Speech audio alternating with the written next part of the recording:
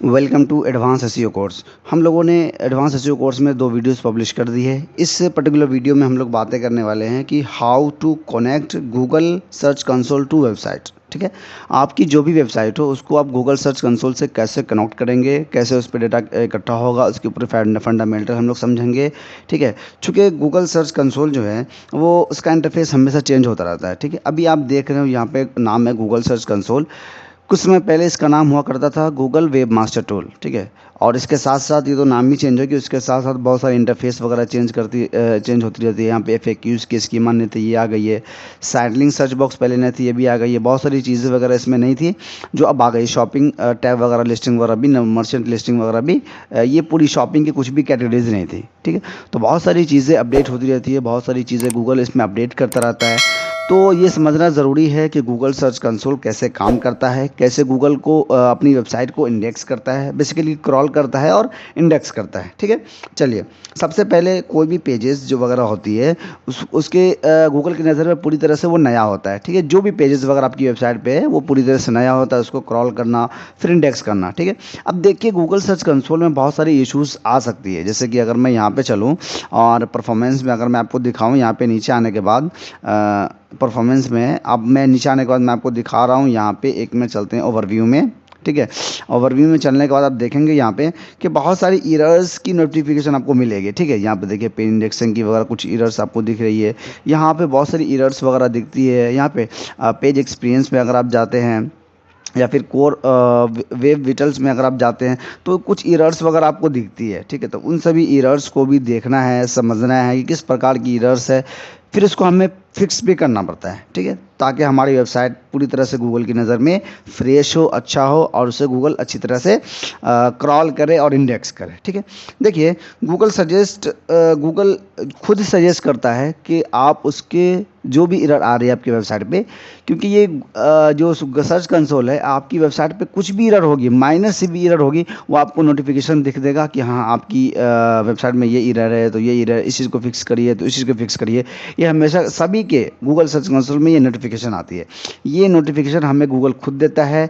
हमारे गूगल खुद मदद करता है कि आपकी वेबसाइट पे ये एरर है, इसको इस तरह से आप ये फिक्स कर सकते हैं। जैसे कि अगर मैं यहाँ पे जाऊँ किसी पर्टिकुलर इंडेक्स में, और यहाँ पे इंडेक्स में अगर जाते हैं तो यहाँ पे आपको एरर की दिखती है। ठीक है, ब्लॉक्ड बाय robot.txt। ठीक है, इसको कैसे आप करना है, जैसे ये पेजेस को वगैरह जो ब्लॉक किया गया है, इसको कैसे आप करना है, तो लर्न मोर पे अगर आप क्लिक करेंगे तो पूरी तरह से वो गाइड दिख देगा कि पेज इंडेक्सिंग में कैसे एरर आई है। ठीक है, यहाँ पे देखिए URL वगैरह में जो robot.txt की ब्लॉक किया गया, इसके बारे में पढ़ेंगे तो आपको आइडिया मिलेगा। ठीक है, तो गूगल आपको मदद करता है, आपको दिखाता है, आपको समझाता है कि भाई आपको अपनी वेबसाइट में ऐसे इस प्रकार की प्रॉब्लम को फिक्स करना है। ठीक है, अगर आपकी वेबसाइट पे किसी भी प्रकार की एरर दिखेगी, मतलब गूगल सर्च कंसोल में किसी भी प्रकार की एरर दिखेगी, तो वो आपकी वेबसाइट पे उस चीज़ का इफेक्ट होता है। और जब आपकी वेबसाइट पे इफेक्ट होता है तो आपकी वेबसाइट को क्रॉल इंडेक्स करने में प्रॉब्लम होती है। और जब इंडेक्सिंग करने में प्रॉब्लम होगी तो फिर अब हम किस चीज़ की एसईओ करेंगे। ठीक है, तो एसईओ की जो प्लेलिस्ट चल रही है वो हमारे गूगल सर्च कंसोल से जुड़ा हुआ, मिला हुआ चीज़ें होती है। तो इन सभी चीज़ों को हम समझते हैं, बातें करते हैं, ताकि हम अपनी वेबसाइट को अच्छी तरह से गूगल की नज़र में, न सिर्फ यूज़र की नज़र में बल्कि गूगल की नज़र में अच्छी तरह से ऑप्टिमाइज़ कर सकें। ठीक है, अब देखिए गूगल सर्च कंसोल में जब भी अपनी नई वेबसाइट को जब सबमिट करते हैं तो उसकी प्रोसेस होती है। अब मैं चलूँ यहाँ पे कोई नया ईमेल नहीं, मैं इसी में अगर मैं दूसरा डोमेन क्रिएट करना चाहूँ तो ऐड प्रॉपर्टी पे जाता हूँ और देखिएगा यहाँ पे आपको 2 चीज़ें दिखती हैं। ठीक है, एक डोमेन के माध्यम से आप कर सकते हैं, रूट डोमेन के माध्यम से कर सकते हैं। ठीक है, जिसमें ऑल URLs, सब डोमेन्स वगैरह जितनी होगी सभी इसके अंदर अप्लीकेबल हो जाएगी। ठीक है, URLs में किसी भी HTTPS होगा, किसी में HTTP होगा, www होगा, बिना www होगा, सभी चीज़ को ये एक ही डोमेन के हिसाब से कर लेता है। तो ये कह सकते हैं कि जो आपकी जो डोमेन के हिसाब से जो करते हैं, डोमेन प्रॉपर्टी के हिसाब से करते हैं, वो आपके वेबसाइट की ओवरऑल सभी चीज़, आपकी सब डोमेन्स वगैरह हो जाती है या कोई भी प्रकार की URLs होती है, सभी का यहाँ पे डेटा दिखेगा। लेकिन अगर आप URL प्रीफिक्स के माध्यम से करते हैं तो सभी प्रकार की पर्टिकुलर URL का यहाँ पे सर्च कंसोल में डेटा दिखेगा। मतलब कि अगर आपकी वेबसाइट में HTTPS करके अगर वेबसाइट है तो उसका डेटा अलग से दिखेगा, HTTP करके आपने सबमिट किया तो उसका डेटा अलग दिखेगा, www के साथ अलग दिखेगा, सभी का अलग दिखेगा। लेकिन डोमेन में क्या है, नाम से ही पता चल रही है कि अगर डोमेन के साथ अगर आप सबमिट करते हैं तो एक ही डोमेन में सभी प्रकार के सब डोमेन्स का भी आपको डेटा इसमें ही दिखेगा। ठीक है, तो चलिए अगर मैं चलता हूँ, यहाँ पे चलता हूँ और मैं एक डोमेन ले लेता हूँ starrocks.com। ठीक है, इसको ले लेता हूँ, इसको हम लोग इंटर करते हैं तो अब देखिएगा यहाँ पे वेरीफाई कर रहा है। थोड़ी देर इसको इंतज़ार करने के बाद देखिए यहाँ पे वेरिफिकेशन का DNS के माध्यम से आपको बताया गया है।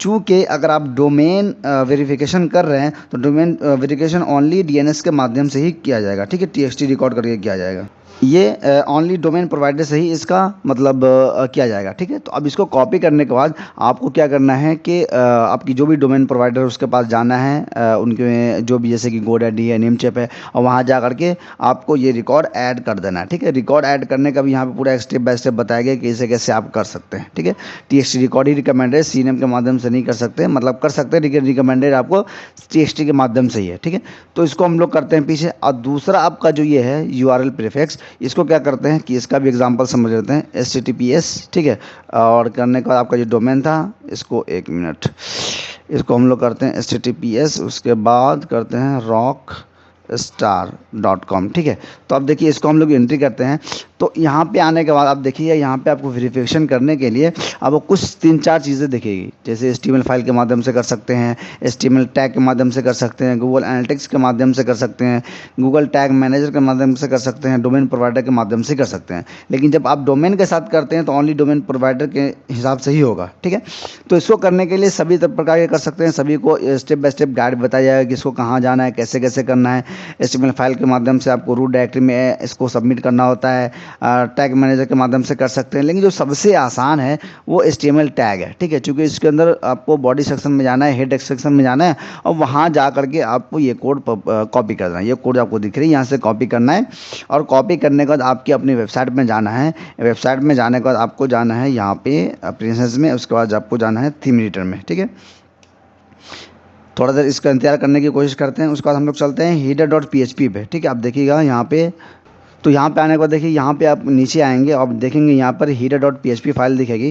header.php फाइल में जाने के बाद आपको फाइंड करना है कि हेड सेक्शन कहाँ पे है। ठीक है, और उसके बाद जाने के बाद आपको इस चीज़ को सबमिट कर देना। देखिए एक सेक्शन यहाँ पे, इसके बाद आप इस कोड को जो भी आपने कॉपी किया था इसको आप सबमिट कर सकते हैं। ठीक है, दूसरा तरीका ये है कि इसको ये नहीं करना है आपने। ठीक है, ये नहीं करना है, अब क्या करना है कि आपको जाना है एक प्लगइन्स में। प्लगइन्स में जाने के बाद आप एक प्लगइन्स डाउनलोड कर सकते हैं, जिसका मैंने डाउनलोड किया हुआ है, मैं बता रहा हूँ, एक मिनट रुक जाइए।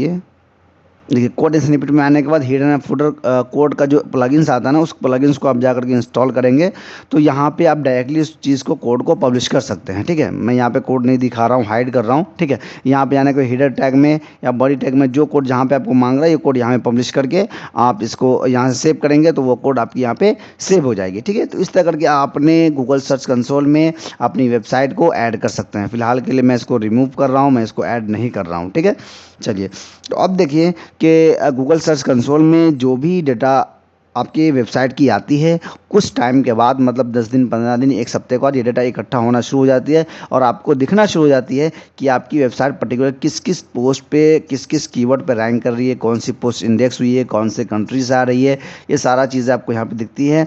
ठीक है, कितने क्लिक्स आए हैं, सारी वेबसाइट की ओवरऑल परफॉर्मेंस यहाँ पे दिख रही है। कोई एरर होती है तो वो भी आपको दिखाया जाता है कि आपकी वेबसाइट में इस प्रकार की एरर है, तो उस एरर को आप फिक्स कर सकते हैं। ये सब भी चीज़ें आपको यहाँ पर दिखाई देती है। ठीक है, तो वीडियो ख़त्म करते हैं। उम्मीद करता हूँ कि वीडियो आपको पसंद आई है। अगर आपको वीडियो पसंद आई है तो वीडियो को लाइक करिए, जाते जाते इस चैनल को सब्सक्राइब करिए, दोस्तों के साथ शेयर भी करिए, क्योंकि हम इस वीडियो को बनाने में बहुत रिसर्च करना पड़ता है, बहुत मेहनत करनी पड़ती है, बहुत सारा डेटा दिखाना पड़ता है, जो बहुत सारी चीज़ें जो नहीं करनी पड़ती वो भी दिखानी पड़ती है, ताकि आप लोगों को एक गाइडेंस मिल पाए और आप सही से अपनी वेबसाइट को SEO के माध्यम से अच्छी अपनी वेबसाइट को रैंकिंग हासिल कर सकें। ठीक है, चलिए मिलते हैं नेक्स्ट वीडियो में। Thanks for watching this video.